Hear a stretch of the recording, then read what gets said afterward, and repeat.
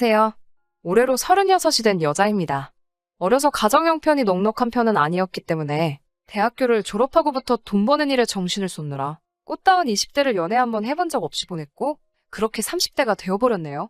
대학 졸업 후 몸담고 있던 직장에서 일을 배워나와서 어깨너머로 배운 노하우를 가지고 회사를 나와 제 사업을 시작하게 되었습니다. 초반에 제 사업이 자리가 잡기까지는 괜히 일을 그만두었나 싶을 정도로 어려움이 많았습니다. 안정적으로 통장에 꽂히는 고정 수입을 포기하고 나니 사업 초반에는 버는 돈보다 나가는 돈이 더 많았지만 포기하지 않고 사람 한 명 더 쓸 바에야 힘들더라도 제가 직접 발로 뛰자는 생각을 하면서 부단히 노력해오다 보니 어느 순간부터 제 사업은 손익분기점을 넘어서고 제가 회사 다닐 때 받던 월급의 배가 넘는 수익을 가져올 수 있게 되었어요. 사업이 어느 정도 자리를 잡아 안정적이게 되니 그동안 정신없이 살아왔던 제 삶을 돌아보게 되었습니다. 부모님도 이제 그만 괜찮다고 제 삶을 살았으면 좋겠다고 하면서 그동안 부담 한 번 준 적이 없으셨는데 앞으로 저도 결혼도 해야 하지 않겠냐는 이야기를 꺼내시더라고요. 그러다가 언젠가 거래처 아는 분의 소개로 남자를 한 명 소개받게 되었습니다. 그의 가정 형편도 넉넉한 편은 아니었지만 푸근한 인상에 몸에 배어있는 검소함이 저에겐 좋은 모습으로 다가오더라고요. 그렇게 철들고 난 후 저의 첫 연애가 시작되었고 그이도 준비가 되어 있지는 않았지만 홍기가 차 있던지라 만난 지 얼마 되지 않아서부터 양가에서 결혼 이야기가 나오기 시작했습니다.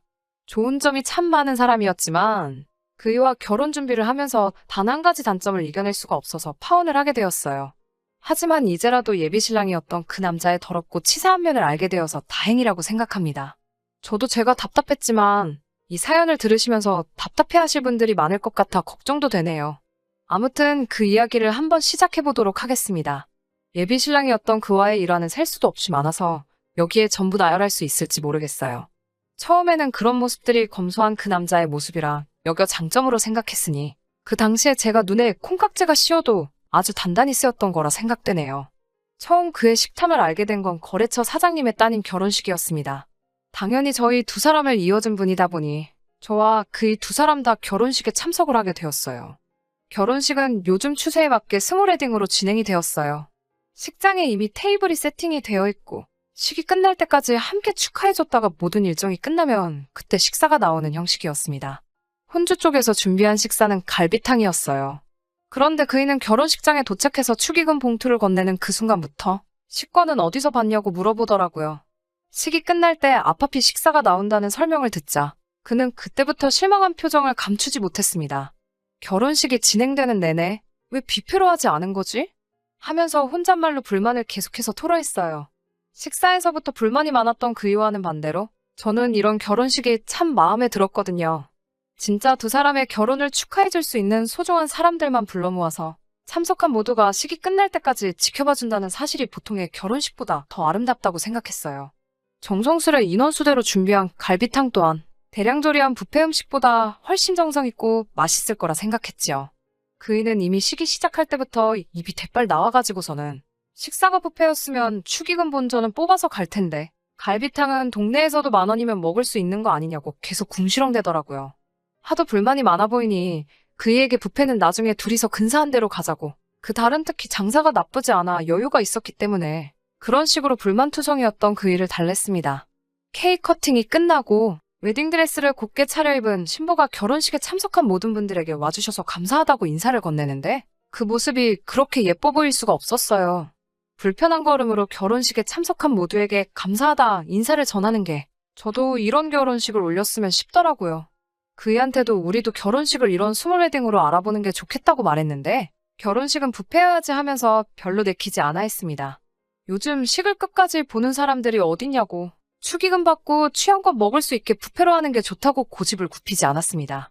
각자 생각하는 게 다를 수도 있고 그의 말대로 제가 아름다운 결혼식에만 정신이 팔려 그런 걸 수도 있다는 생각에 그건 나중에 우리 식 올릴 때 다시 이야기하자고 말을 줄였습니다.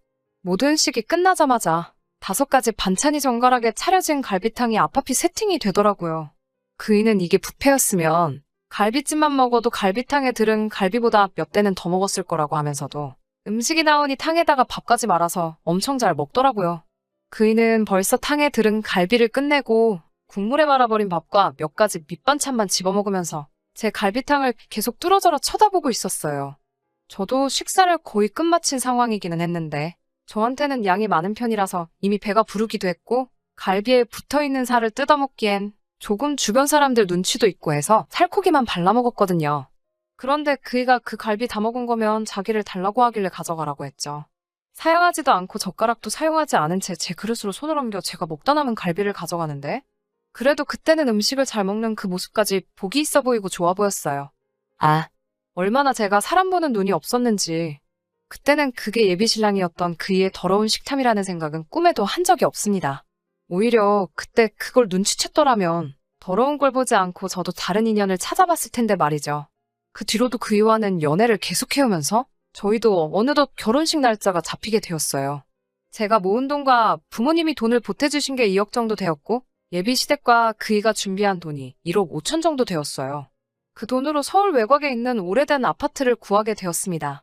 오래된 아파트지만 서울에서 신혼살림을 차릴 수 있다는 사실에 감사했죠. 손재주가 좋은 그이가 업체를 쓰는 대신에 리모델링과 인테리어를 하기로 하고 필요한 혼수들까지 남편이 채우는 조건으로 반반 결혼을 하게 되었습니다. 처음 며칠간은 그이 혼자서 아파트에 들어가 퇴근 후에 작업을 시작했는데 혼자서는 못하는 부분이 많아서 결국에는 저까지 나서서 리모델링을 도와주게 되었어요. 그래서 그 아파트에서 남편 퇴근 시간에 맞춰 공사를 시작하게 되었고 나중에는 간이침대 2개를 가져다 놓고 혼전동거 형식으로 살게 되었습니다. 가끔씩은 업체한테 맡길 거라는 후회가 들기도 했지만 그래도 제가 살 집을 직접 손본다는 게 재밌어서 딱히 불만은 갖지 않았어요. 둘이서 함께 하나씩 고쳐나가는 게 재밌는 부분도 있어서 그런 점도 추억거리가 하나 생긴 것만 같아 썩 나쁘지만은 않더라고요. 하지만 그의 더러운 식탐 때문에 결국 이 사단이 나고 말았습니다. 바닥 타일을 끝내고 벽지까지 전부 다 끝낸 날이었어요. 3일이나 걸렸고 조금씩 벽이 우는 부분도 있었지만 다 끝내고 나니 오래된 아파트라는 느낌이 들지 않을 정도로 쾌적해 보였습니다. 그래도 나름 의미 있는 날이다 보니 저녁을 배달 음식을 시켜 먹기로 정하게 되었고 메뉴는 치킨으로 정했어요. 얼마 안 있어서 음식이 도착했고 인터폰이 울렸어요. 현관문을 열어주려는데 인터폰이 손에 익지 않아서 그런지 오래된 아파트라 고장이 난 건지 문이 잘 열리지가 않더라고요. 그이가 자기가 가서 가져오면 되겠다고 하고 밖으로 나갔어요. 그런데 음식 받으러 간 그이가 5분이 넘도록 돌아오질 않는 거예요. 전화기도 두고 나가서 무슨 일인지도 모르겠고 혹시 결제하려고 가져간 카드가 문제가 있는 건가 싶어서 현금을 들고 밖으로 나갔어요. 엘리베이터를 기다리는데 계단 쪽에서 인기척이 들리길래 고개를 내밀어서 봤는데 그이가 계단 구석에서 상자를 열어놓고 닭다리를 한 손에 들고 뜯어먹고 있는 거 아니겠어요. 그때는 그가 계단을 올라오면서 닭다리를 뜯고 있는 게 기분이 나빴다기보다 그때는 고생을 얼마나 했으면 배가 고파 저럴까 싶었죠. 식탁이 따로 없었어서 거실 한가운데다가 신문지를 깔고 치킨을 세팅했어요. 콜라를 마시려고 컵을 가지러 간 사이에 그이는 그 자리에서 하나 남은 닭다리를 꺼내더니 제게 먹어보겠냐는 말도 없이 뜯어먹기 시작하더라고요. 그때만큼은 기분이 상하더라고요. 저도 가족들하고 치킨 먹을 적에 부모님이나 동생들한테 맛있는 거를 늘상 양보해왔기도 하고 개인적으로 퍽퍽살을 더 좋아하기 때문에 달라고 하면 안 줄 것도 아니었는데 딴 사람도 아니고 아내 될 사람인 제가 먹는 게 그렇게 아까웠나 싶었어요. 조금 빈정이 상하긴 했지만 거기서 한번 또 참고 치킨무 껍데기를 까서 국물을 싱크대에 버리고 있었어요. 그이가 그런 저를 보더니 야! 야! 하고 소리를 지르면서 이게 뭐 하는 짓이냐며 제 쪽으로 뛰어오더니 저를 확 밀치더라고요. 손에는 방금까지 뜯어먹던 닭다리를 쥔 채로요. 그이가 저를 밀치면서 팔꿈치를 싱크대에 부딪혀서 아파하고 있는데 그런 저는 안중에도 없고 저한테 치킨무 국물을 왜 버리냐고 고래고래 소리를 지르기 시작하더라고요. 완전 미식가의 빈이에서는 치킨무 국물이 느끼할 때 얼마나 개운하고 맛있는 줄 아냐면서 한 소리를 하고 있길래 그때 감정이 북받쳐 올라서 그걸 가지고 뭐라 한마디를 했죠. 치킨무 국물 버린 거 가지고 너무하는 거 아니냐고 닭다리를 혼자서 다 처먹은 것 하며 어차피 나는 퍽퍽살이 더 좋아서 닭다리는 관심도 없는데 고작 치킨무 국물 버린 거 가지고 치사하게 그랬어야만 했냐고요. 그이는 머쓱해졌는지 그제서야 저한테 사과를 했고 저도 놀라서 그런 거지 부딪힌 곳이 그렇게 아프지 않아서 그냥 참고 넘어갔죠. 그런데 그이는 제가 용서해줬다는 사실보다 제가 퍽퍽살 위주로 먹는다는 말이 더 기분이 좋았었나 봐요. 날개를 자기 접시에 덜더니 날개도 자기가 먹어도 되겠냐고 그제서야 물어보더군요. 더럽고 치사해서 안 먹는다고 그렇게 먹고 싶으면 너 다 먹으라고 했죠. 그날 이후로 예비 시어머니와 통화할 일이 생겨서 그날의 이야기를 했습니다. 예비 시모는 옛날에는 안 그랬고 저처럼 형제들한테 먹을 거 양보해주고 그런 아이였다고 예비 신랑을 옹호해주더라고요. 형제들한테는 양보해주고 저한테는 왜 양보를 안 해주냐 되물었더니 그때 못 먹은 게 한이 돼서 그러는 것 같다고 저보고 이해 좀 해달라고 하더라고요. 형제들한테 양보했다는 말에 그게 무슨 기분인지 저도 정확하게 알고 있었기 때문에 그 이야기는 더 꺼내지 않고 그냥 넘어가기로 했습니다. 하지만 정말 진심으로 참을 수 없는 사건이 그날이 지나고 일주일이 채 지나지 않아서 일어나고 말았습니다. 지금 그때의 일을 되새기기만 하는데도 벌써 손이 바들바들 떨려오기 시작하네요. 집안 인테리어는 거의 마무리가 되었고 남편 쪽에서 준비한 가구들이 들어오는 날이었습니다. 조금 게으름을 부렸나 뒷정리할 게 많이 남아있어서 저는 가게를 그날 직원에게 사정을 말해 하루를 아예 맡기고 일정을 정리했고 그이는 반차를 내고 점심 이후에 같이 도와주기로 했습니다. 정리할 게 많아서 그냥 월차 전부 다 쓰면 안 되겠냐고 물어도 봤는데 그날 회사에서 점심으로 중국집에서 회식을 하기로 했다면서 공짜밥인데 먹고 와야지 않겠냐고 하더군요. 그이가 중국집에서 음식을 싸온다는 건 기대도 안 했지만 그렇게 먹고 싶다니 그러라고 했죠. 그이를 출근시키고 아침 내내 정신없이 청소하는데 시간을 다 보냈습니다. 그러고 나니 조금 허기가 지더라고요. 냉장고에 뭐라도 있나 싶어서 열어봤는데 언제 사놓은 건지 편의점 김밥이 한 줄 있더라고요. 뭐 해먹기도 귀찮고 김밥이면 간단하게 먹을 수 있으니 그걸 꺼내 먹었어요. 편의점 김밥이라 그런지 김밥 속은 거의 없고 김하고 밥밖에 없는 게 맛도 더럽게 없었습니다. 김밥은 꼬다리가 맛있는 법인데 도무지 물 없이는 넘어가지도 않을 것 같아서 끄트머리 2개 남겨놓고 다 먹지도 못했네요. 점심시간이 지나고 생각보다 조금 늦게 그이가 집으로 돌아왔는데 웬일로 손에 검은 봉다리를 1개 들고 들어오더라고요. 저 혼자 집에서 점심도 못 먹었을 테니 당연히 저 먹으라고 제 점심을 포장해온 줄 알고 내심 기특하기도 했어요. 그런데 그이는 싱크대 옆에 제가 먹다 포기한 김밥을 보더니 돌변해서는 너가 이걸 왜 먹냐고 하면서 불같이 화를 내기 시작하는 것 아니겠어요. 그 모습에 살짝 겁이 나서 정리하고 나니까 허기가 져서 먹었다고 자초지종을 이야기하는데 제 이야기는 들을 생각도 없이 핸드폰으로 편의점을 검색하더니 여기 가서 당장 똑같은 걸로 다시 사오라고 하더군요.